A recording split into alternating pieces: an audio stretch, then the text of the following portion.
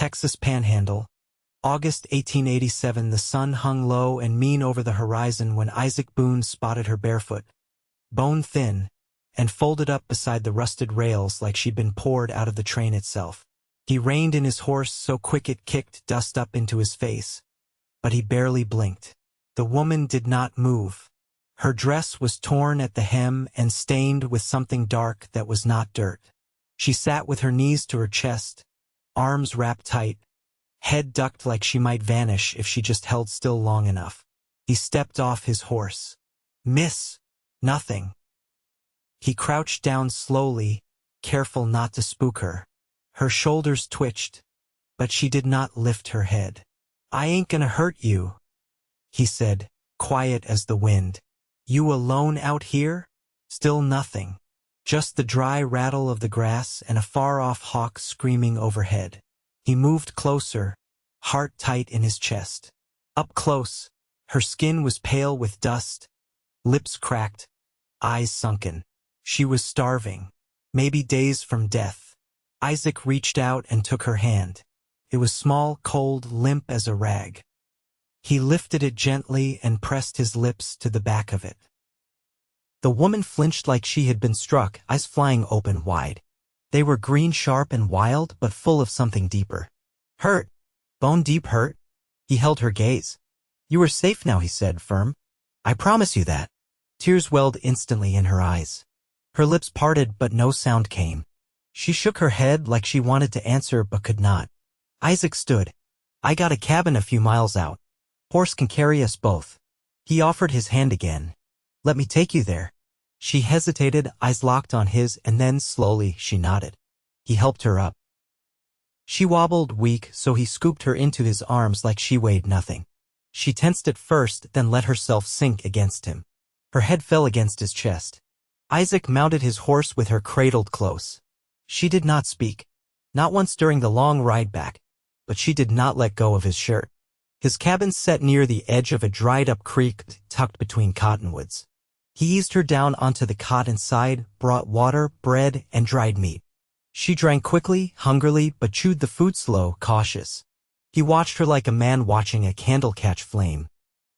"You got a name?" he asked after she finished. She looked at him, blinked, and then slowly mouthed the word. "Faye." She gave a tiny nod. "Faye what?" She hesitated again. "Elwood," she whispered. Her voice cracked from disuse. Isaac smiled. "Faye Elwood. I am Isaac Boone." He watched her flinch at the sound of her own name like it hurt to remember it. She pulled the blanket tighter around her shoulders and turned her face away. He did not press. Just stoked the fire and let her sleep. She stayed mute the next day. And the next. But she ate every meal. She sat near the fire. She watched him work mending planks, boiling water, feeding the chickens. He spoke to her like she was whole, not broken. He told her about his land, the town a half-day's ride south, the good-for-nothing sheriff who owed him $5 and a bottle of whiskey. And one night, as the wind howled outside and the fire cracked soft inside, he caught her eyes on his face. "You were not always alone," he said gently. Her hands clenched in the blanket. She looked down. "I can wait," he said. "As long as you need." She opened her mouth, struggled, and finally forced out a whisper. "They left me," she said. "My kin." Isaac sat still, heartbreaking inside him. "I had 2 children. Kevin and Kayla," she said, voice shaking. "We were on a train west. My husband, he had promised us land in California. But in Kansas he left us. Just disappeared. I waited days. Then the conductor said the train could not wait. He let me ride free, said maybe I would find him down the line. But somewhere outside Amarillo, the train threw a wheel. They made us walk. Kevin was 6. Kayla was 4. I was sick. I told them to stay put while I looked for help. When I came back, they were gone." Her eyes filled again. "I looked. I screamed until my throat bled. They were just gone. I have not spoken since." Isaac leaned forward, his voice low. "How long ago?" 11 days, she whispered. Isaac stood up fast. "We can find them." Her head shot up, wild with disbelief.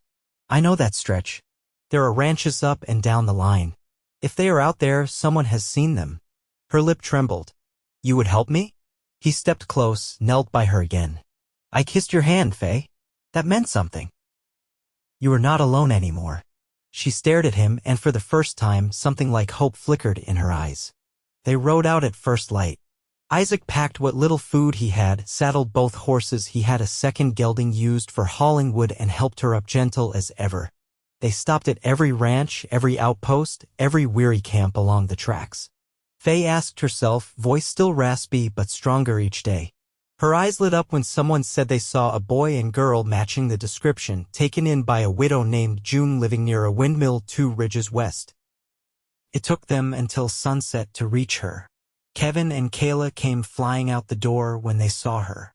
Faye dropped to her knees, sobbing as they crashed into her arms. Isaac watched, every inch of him burning with something too big for words. She held them like she would never let go again. That night, Isaac gave them the cot and slept by the fire. Faye sat beside him long after the children fell asleep. I do not know how to thank you. Do not need thanks. Just want you safe. She looked at him. Then, slowly, she reached for his hand. He held it in both of his. I was dead inside, she whispered. Until you kissed my hand. Isaac swallowed hard. And now? Her lips curved into the first smile he had ever seen from her. Now I feel alive again. He leaned closer, forehead brushing hers. She did not pull away. Neither of them said anything else. But it was the silence between them that said everything. The wind dragged over the plains like a long exhale, and the morning light came slow, pale gold at the edges. Isaac crouched near the fire pit outside his cabin, coaxing a flame from dry kindling. A pot of beans hung above it, already beginning to steam. Behind him, the children's laughter drifted faintly from the slope behind the house where Kevin chased Kayla through the tall grass.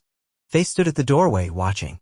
She had pulled her hair back in a loose braid that morning, and the sleeves of her borrowed blouse were rolled to her elbows. The fabric hung loose on her frame, but her face had more color than it had a week ago. Her eyes followed the children, and the corners of her mouth lifted, just barely. You got a place like this, she said, voice steadier now. But you live alone. Isaac stirred the beans once, then leaned back on his heels. My brother used to live here with me, Samuel. He died 3 winters ago.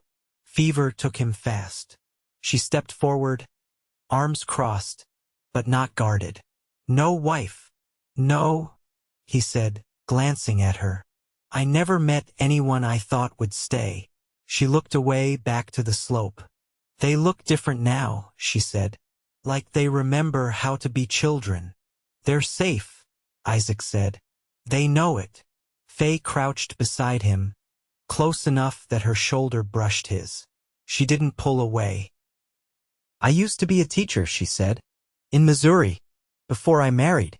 What made you stop?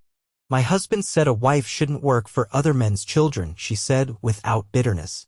So I stopped. I never taught after that. Isaac reached for 2 tin cups and poured water from his canteen. He handed her one. You still carry yourself like a teacher, he said. Careful.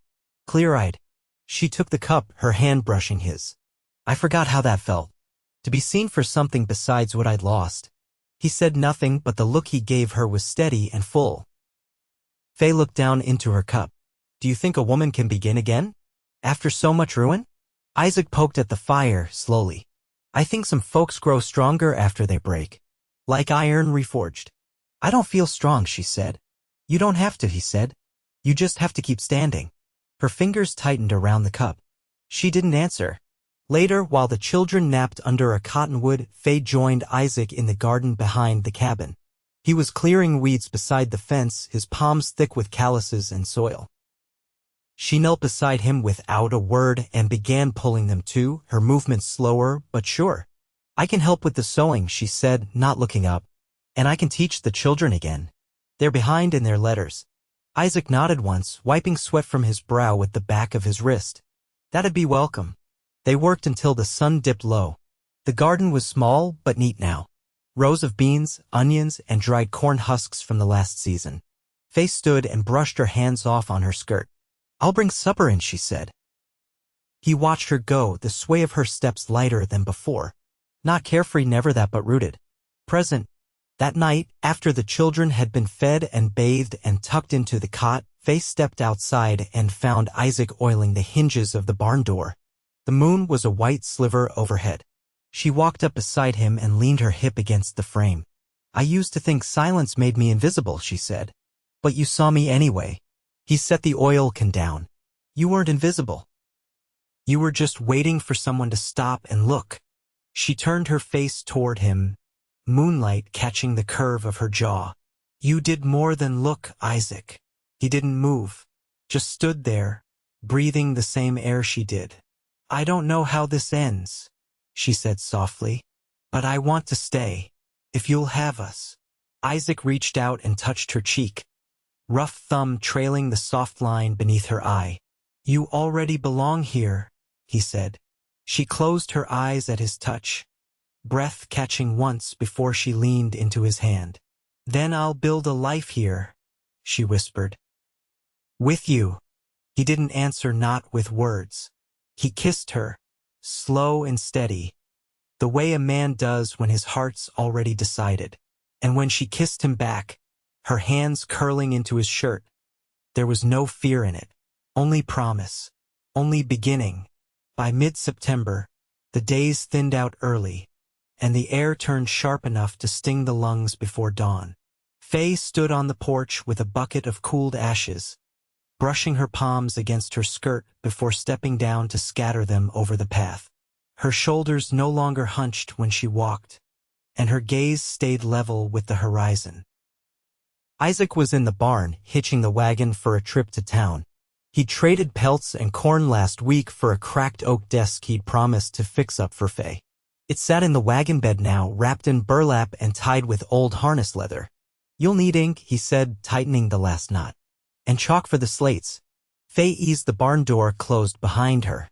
"There's an old supply list in my ledger. I'll write it out." He dusted his hands and turned toward her. "I'll be back before nightfall." She moved closer, her expression steady. "You trust me to stay here alone?" "I trust you to set your own roots," he said. "The children will be with you. That's all I need." She nodded once, then glanced toward the garden. Kevin and Kayla were crouched at the edge, whispering over something held between them. "A toad, likely. They asked me if this was home," she said. "I didn't know how to answer." Isaac's voice softened. "You don't have to call it that yet." "I want to," she said, "but words feel too thin for it." He stepped forward, caught a loose strand of hair near her temple, and tucked it behind her ear. "Then don't call it anything. Just live inside it." Faye's breath caught, but she didn't look away. When he rode out, she stood in the doorway with Kayla on her hip. Kevin waved until the dust settled. Inside, she laid the girl down for a nap, then took the worn slate from the shelf and began writing out lessons at the table. Kevin sat beside her, tongue between his teeth as he copied each letter. He didn't ask questions. He just watched her hand move. Later that afternoon, a wagon wheel cracked somewhere down the road. Faye heard it from the kitchen and stepped outside, wiping her hands on a cloth. A man stood beside a tilted cart, cursing under his breath. His coat was torn at the shoulder, and his hat sat low over his brow. "Need help?" she called out, keeping her hand near the doorframe. He looked up, startled. "Wasn't expectin' company out here." "This is our home," she said evenly. "Didn't mean offense." He glanced toward the cabin. "You got a man around?" Faye didn't blink. "He'll be back before supper." The man shifted, looked down at the wheel. "Just need a brace." Wagon caught on a stump. She watched him for a long moment.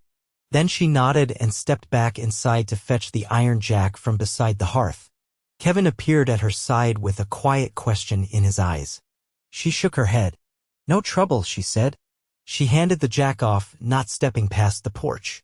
When the wheel was fixed, the man tipped his hat. "Much obliged." Faye didn't smile. "Travel safe." He left without asking her name. That evening, Isaac returned with the desk, ink, and a cloth-wrapped ham from the butcher's wife. He found Faye sitting on the porch with Kayla asleep across her lap and Kevin curled against her side. The sun had barely dipped, but the sky was already streaked with fire. "There was a traveler," she said as he swung down from the saddle. "He needed help." "You all right?" "I was steady." He nodded once and carried the desk inside. Later, while the children played in the loft, Faye unwrapped the ham and set a pot to boil. Isaac carved the desk legs smooth by lamplight. "You're building something solid here," he said. She stood at the stove, back straight, hands calm. "So are you," she said. "Wouldn't have if you hadn't come." Faye turned toward him, the lamplight brushing her cheekbones.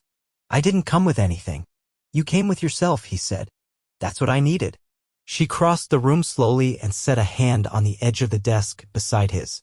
"I never had a man speak plain to me before." Isaac set the knife down. "I only know how to speak plain." She looked at him, her gaze steady. "Then I'll speak plain too." He waited. "I want more than safety. I want to share the building of this." He reached for her hand, not rushed, not unsure. "You already are." Faye's fingers curled into his without hesitation. Her other hand rose, brushed his collarbone. "I want to stay in your bed," she said, voice low. "Not to be held, but to belong." Isaac stood slowly, never letting go of her hand. "Then come in as yourself, not as a guest." She did. That night, the wind was quiet, the sky cold and clear, and the bed was wide enough for two people to find warmth without chasing it. They didn't speak much, not once the lamp was out. But there was no silence between them. Only breath and the sound of something long buried, waking. The frost came early that year. By the second week of October, Isaac had hammered felt around the windows, and Faye lined the children's boots with rabbit fur, her hands steady with the needle. The seams were tight, each stitch drawn with purpose. She showed Kevin how to run the thread through leather twice to hold a knot, and when he asked why it mattered so much, she said, "Because cold doesn't forgive carelessness." That morning, she walked the fence line with Isaac. He carried the post hammer and she brought the iron spikes in a satchel across her shoulder. They didn't speak much, but when she passed him a spike, their hands lingered a moment longer than needed. "Do you miss your old house?" he asked, not looking up from the post. "No," she said, "but I think about it." The porch was painted green. "I never liked the color, but I painted it anyway." Seemed easier than saying so. Isaac drove the spike into the frost-hardened ground. "You'd say it now." "I'd repaint it," she said. "Something honest." He handed her the hammer. She didn't hesitate. Her swing landed clean, the iron ringing through the cold air. They finished the last post just as the sun cleared the ridge. Isaac leaned on the rail and watched her tuck her braid under her scarf. "You think you'll teach other children besides your own?" "If they come," she said. "And if they're willing to learn from a woman who's been through what I have." He turned to her then, the light catching the lines beside his eyes. "That's the kind of teacher I'd trust most." She didn't reply, but she touched his arm once, near the elbow, and left her hand there. Inside, Kayla was sorting dried beans by color on the table. Kevin crouched by the hearth, sketching letters in the ash with a broken stick. "You've got them building habits," Isaac said, watching from the doorway. "I'm building futures," Faye said, hanging her scarf by the stove. That night, after the children were asleep, she sat beside the fire with a ledger in her lap. The pages were old, but the ink she used now was new. Isaac brought in kindling and emptied his pockets onto the table buttons, a bent nail, a folded receipt from the supply store. "Looks like you're keeping the whole town in there," she said, eyeing the pile. "Never know what might be useful," he said, sitting across from her. She closed the ledger and set it aside. "What would you do if someone from your past showed up?" "Depends who it was," he said, stretching his legs out. "If it was someone I owed, I'd settle it. If it was someone who left me behind, I'd let em keep going." She studied him. "And if it was someone you cared for once?" He met her gaze. "I'd still choose what I have now." She didn't look away. "Then I hope nobody comes." He smiled, slow. "I hope they don't either." Later, as they lay beneath the quilt, her head resting against his chest, she traced the scar near his collarbone with her finger. "How'd you get this?" "Splitting kindling too close to my chest," he said. "My brother told me I'd done it wrong. I said I'd rather bleed than be corrected." She laughed softly, her breath warm against his skin. "You always so stubborn?" "I'm learning," he said. "You teach better than most." Faye shifted closer, drawing the blanket higher. Then I'll keep teaching if you'll keep listening. He kissed the top of her head, slow and certain. Every word. The fire burned low. Outside, the wind had died. The snow hadn't come yet, but it would. Inside the cabin, beneath old beams and new beginnings, nothing was rushing. Nothing needed to. The life they were making didn't come from rescue or need. It came from the quiet choice to stay. By early November, frost clung to the eaves each morning like lace, and the creek behind the cabin had dulled to a thin trickle beneath a film of ice. Inside, the warmth held.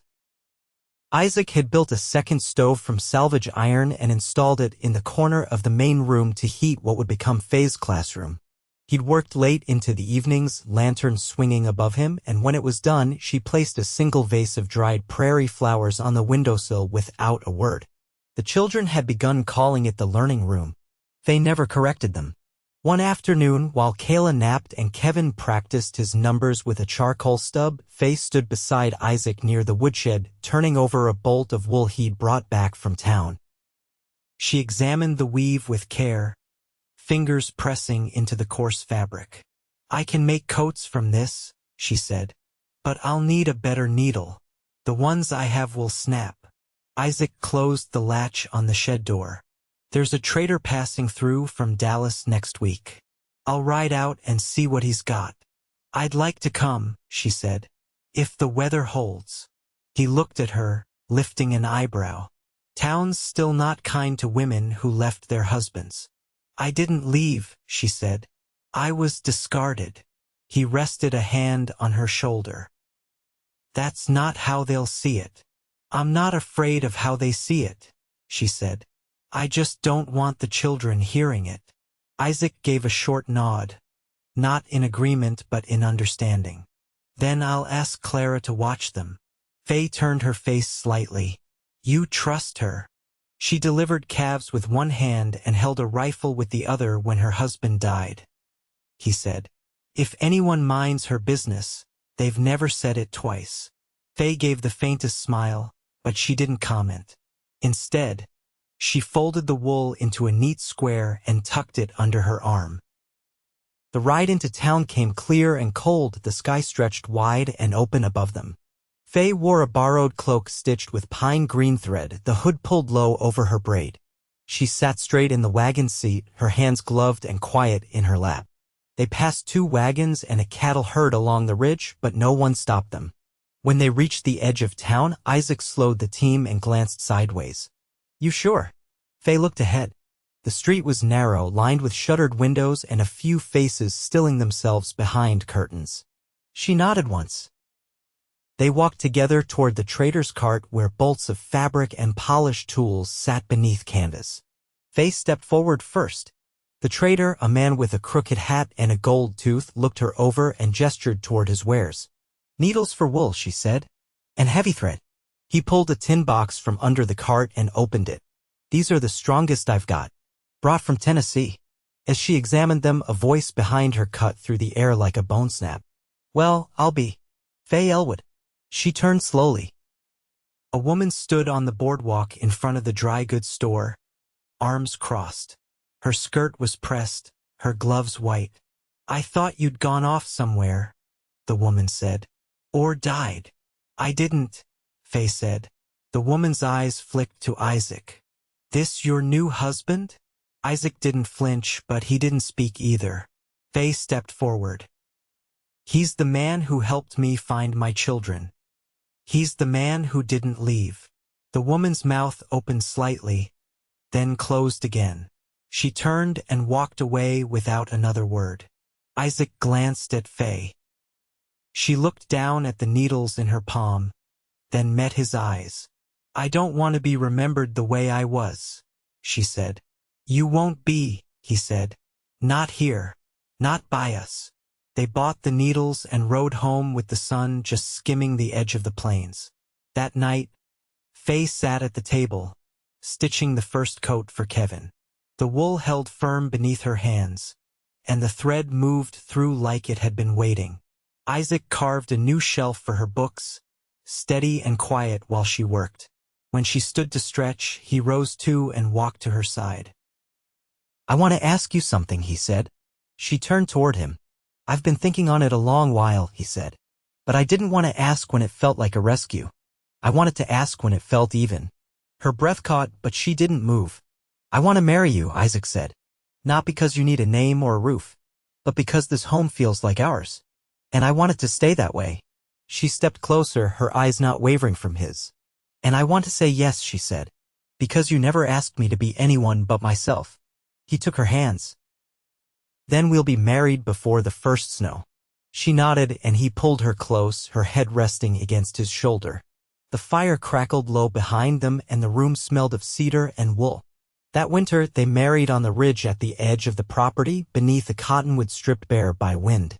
Clara stood beside Faye, one hand on Kayla's shoulder. Kevin carried the rings in a carved box Isaac had made. There were no vows read aloud. Just a joining of hands and the quiet promise that had been building ever since the day he'd carried her from the tracks.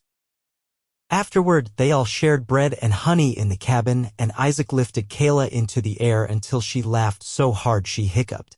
That night, Faye lay beside him in their bed, her fingers tracing the line of his jaw. "I never thought I'd belong somewhere again," she said. "You don't belong somewhere," he whispered. "You belong with someone." She smiled and kissed him, slow and sure, and when she pulled back, her eyes were full of the life they'd made piece by piece.